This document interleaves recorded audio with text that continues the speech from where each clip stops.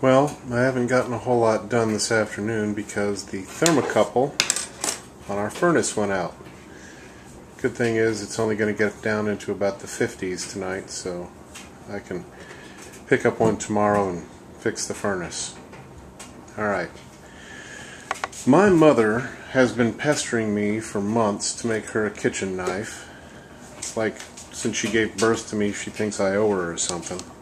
But anyway, I have decided to make kitchen knives. First one I made was this.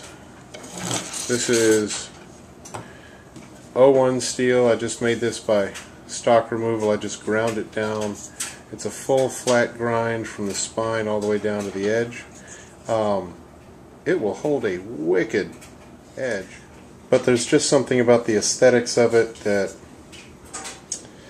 I don't know, it didn't really please me. For one thing, the handle is just split. I routed a groove down the middle and kind of glued the handle on. I don't really like the looks of that. So, the second knife I made is this one, which I made for my wife. It's getting a little more in the style that I like. This one actually started out as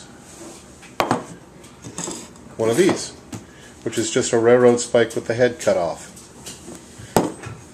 I forged it thinner, forged it out in length, made a tang that goes back to about right here. Now this one it's closer to what I like. It's got kind of that rounded nose, but it's not as wide as I wanted, and it's a little bit thicker and heavier than my wife prefers. So back to the drawing board, and I forged this, which is still not exactly what I want, but it's getting closer, and I'll show you how I made that. I used a piece of that found steel. Now, in an earlier video I cut a piece of this off and hardened it and found out that it is brittle, it is hardenable, so I knew I could use this. So I got a piece about this long of this particular piece. I cut it off, drew about this much of it, drew it out for the tang, got it a good bit thinner, lengthened it, and I got it to more or less this shape at the forging stage. It doesn't really show up to, oh yeah, I guess you can see a little bit of the bevel there, and on the other side. I did a lot of that shaping over at my workbench by doing some draw filing. This is my draw filing setup. It's just a piece of wood securely clamped to my bench. I've got the blade right here. I'm going to clamp it in place with the edge right at the edge of the board and the tip right about at the end of the board. Just clamp it in place securely. I clamp it a little, about an inch or so back from where the tang meets the blade. And by the way, I totally cribbed this entire process from a guy named Scott Beck. His YouTube channel is Mr. Ironman 1979. He's got a great series of videos, and this whole process is basically totally ripped off straight from Scott. I start out with, I don't know if it shows up on video, but this is a very rough rasp. And basically what you do is you clamp it in and you push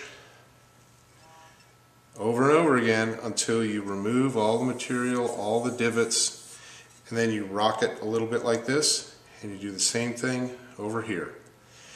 Flip the blade over and you do it again.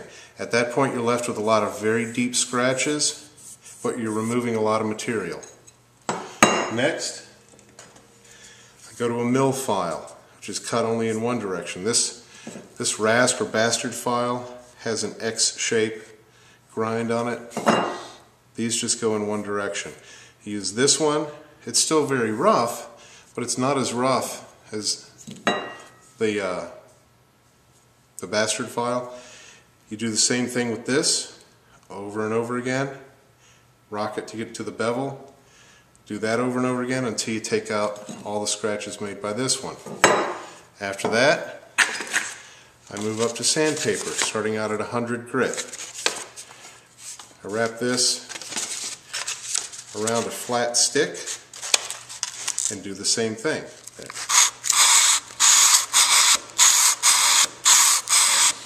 You can see it doesn't take long to get that forge scale and crud off of there.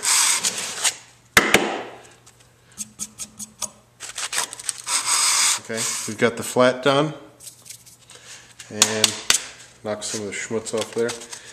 And then you can actually feel it when you rock it over and get it onto the bevel. You can feel it there. You just do your bevel. This can take a little bit of time, but we'll move to a fresh part of the paper. You can see that stuff comes off of there. And at this point, I'm not trying to establish the bevel or shape the blade. I'm just smoothing it with progressively finer and finer grits of sandpaper. After I get one side done with a certain grit, I flip it over and do the same grit on the other side before I proceed up through the grits.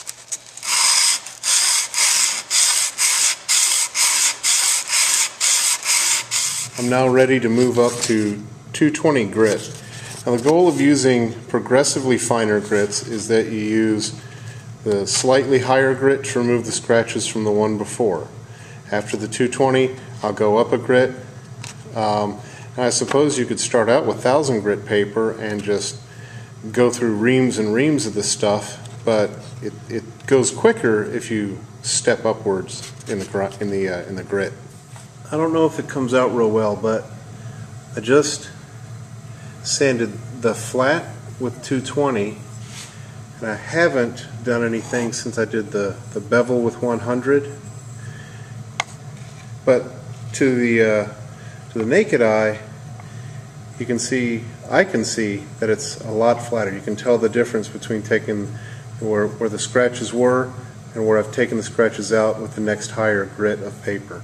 After sanding, some of the grit from the paper accumulates, and I like to get that off the blade and off of this before I move up in a grit, because I don't want 200 or 220 size grit making scratches in this if I've just sanded it with 400 paper, which is what I'm going with right now. I hope this translates well on video, but this is the blade after the 220 grit, and this is after the 400. It's really starting to pick up a mirror shine. So I'm going to do the 400 on this side. I'm going to move up to 600. Alright, there it is after 600 grit. You can actually, there it is, see your reflection in it. So, next stage is I'm going to put a handle on it. I've decided to go with a stacked arrangement of ebony and lignum vitae. I'm going to cut this off, epoxy these on here, let it set, and then I'll shape the handle. But I'm definitely going to wrap this blade in masking tape before I do that.